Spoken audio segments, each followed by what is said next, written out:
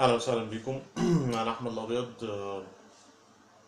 ودي تكمله للفيديوهات اللي قبل كده سجلتها. بشكر كل الناس اللي اتفرجت على الفيديو اللي فات،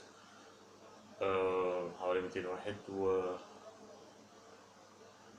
والفيديوهات دي بتتكلم عن كلها، يعني بتتكلم عني وازاي انا بدور على النجاح، وللناس كلها اللي بتدور على النجاح. هو ايه النجاح؟ هل هو في الفلوس؟ هل هو في الصحة؟ هل هو في المال؟ هل هو في الذكاء؟ هل هو في نجاح الشغل؟ ولا هو ايه النجاح؟ و... والنهارده انا جاي اتكلم عن النجاح. و... وانا على طول بدور على النجاح. آه... هو وهو مفيش طريقة معينة للنجاح، بس في آه... اسلوب عشان توصل للنجاح.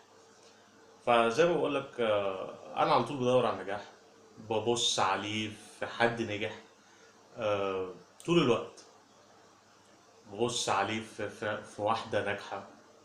اللي نجح ده نجح ازاي؟ طبعا الناس اللي بتشد لها دي ناس بلاقي فيها تشابهات بيني وبينهم، فبتخليني ان انا اتابع الشخصية دي، اعرف عنها اكتر، اقرا عنها اكتر. آه، وانا عن نفسي بتشدني شخصيات اللي اقدر اوصل لها، واقدر اتواصل معاها، واقدر يبقى بيني وبينها علاقة شخصية، واقدر ان اقرا عنها في النت، او اعرف عنها عن طريق التلفزيون، او اعرف عنها عن طريق الاعلام عامة.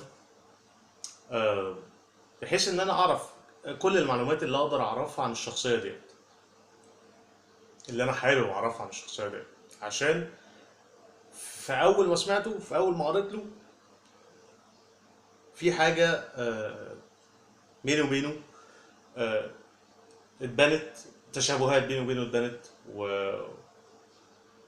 وده اللي خلاني عايز اعرف اكتر عن الشخصيات اللي انا بتابعها. انا بتابع طبعا مجموعة من الناس، وده مهم جدا، انه عشان توصل للنجاح، عشان توصل لادراكك للنجاح، محتاج ان انت تتبع شخصيات انت شايف فيها بينك وبينها آه،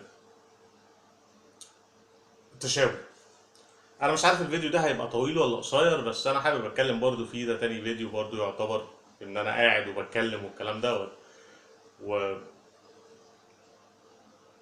والمشكله جات لي لما لقيت انه الناس اللي بتتكلم في النجاح بتابعهم بقالي فتره، وفتره دي اللي هو سنين يعني. وخلاص وصلت لمرحله في تشبع من الشخصيه دي، وتشبع من الشخصيه دي، وتشبع من البنت دي، وتشبع من الكلام ده. وجالي ادراك بقى، يعني خلاص ابتديت اكون ادراكي للنجاح. ايه النجاح بالنسبه لي؟ ايه مفهومي عن النجاح؟ كانت المشكله ان انا ابتديت ان انا ابص للكلام اللي بيتقال عامه من شخص وشخص وشخص، انه خلاص انا سمعت لك كتير، وقريت لك كتير، وشفتك كتير. خلاص انت ما بقتش تهمني في الوقت الحالي. شكرا ليك جدا.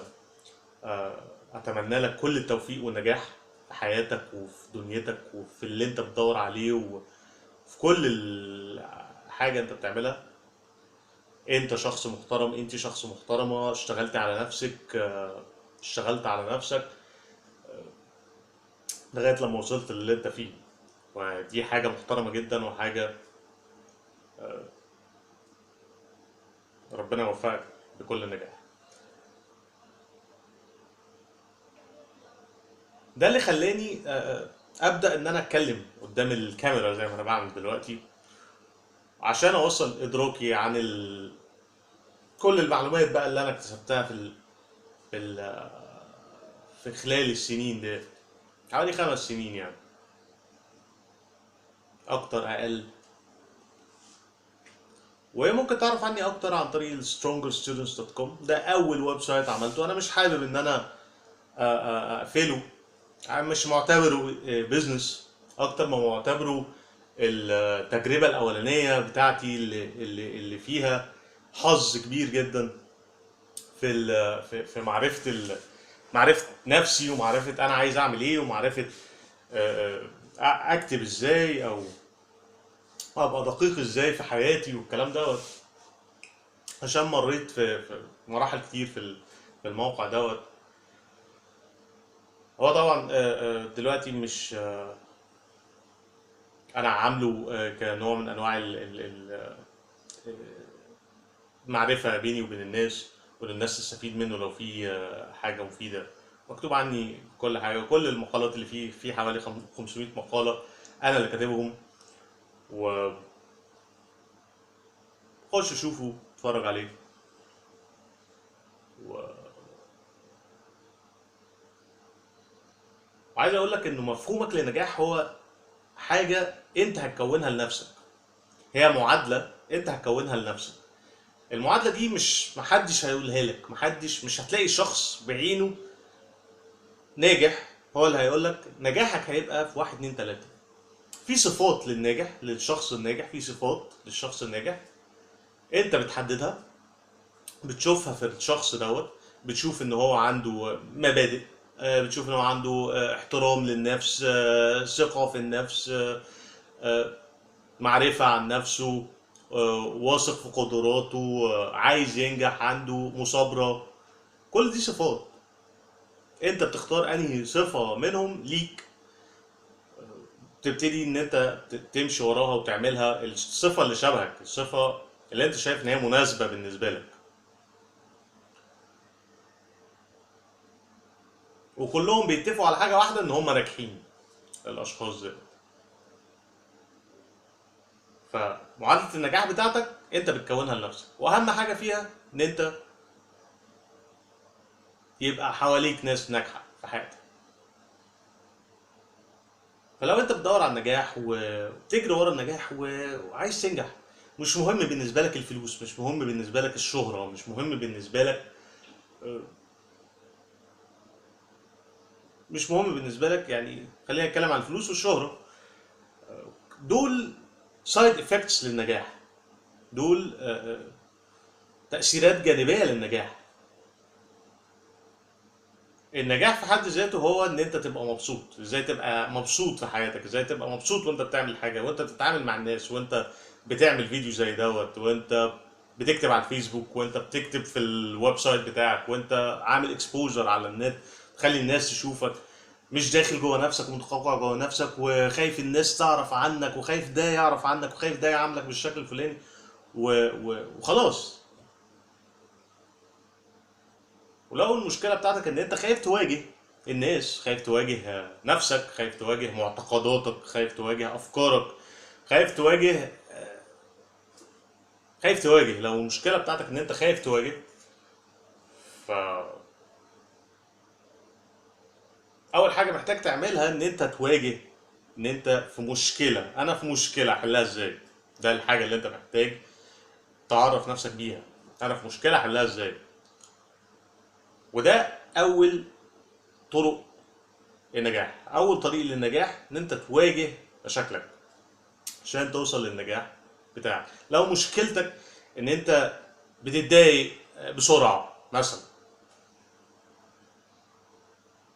فازاي احل المشكله ديت عشان اقدر ان انا اوصل للنجاح؟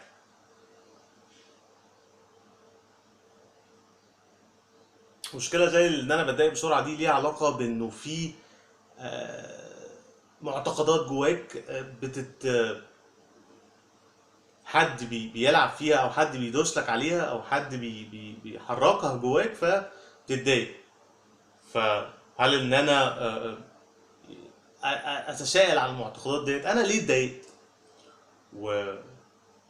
وابتدي اشوف انا ليه اتضايقت، وايه الحاجه اللي ضايقتني فعلا. ابتدي ابص، هل انا فعلا محتاج ان انا امشي ورا الفكره اللي جوايا دي، ولا محتاج اتساءل عنها، ولا محتاج ان انا اطلعها للشخص اللي انا بكلمه فيه، ولا محتاج ان انا آه، اواجه الشخص دوت. انت ضايقتني في واحد اتنين تلاته، ويا ريت بعد اذنك ما تكلمنيش بالطريقه ديت، او تكلمني بالطريقه ديت، او تحط حدود، او الكلام ده، بحيث ان انت في الاخر توصل لحاله من السعادة، حالة روحانية من السعادة، بعيدا بقى عن السايكولوجي وبعيدا عن علم النفس والأفكار والبوزيتيف ثينكينج وكل الكلام ده.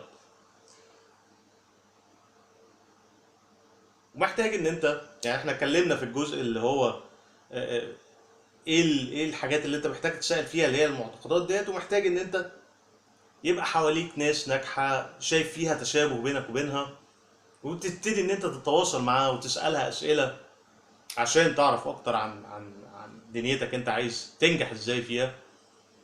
كل ده عشان في الاخر انت تتعلم، او انت تتعلمي ازاي تبقي ناجحة في حياتك انت، مش في حياة حد تاني. ومش بالطريقة بتاعت حد تاني يعلمك ازاي تبقي ناجحة، لا، بطريقتي انا اللي هبقى ناجح بطريقتي انا، مش بطريقة اي حد تاني. فعشان توصل لمعادلة النجاح بتاعتك محتاج ان انت تدور على ادراكك الشخصي للنجاح، مش ادراك حد تاني. اتمنى يكون الفيديو ده مفيد بالنسبة لك او مفيد بالنسبة لك. اشوفكم الفيديو الجاي.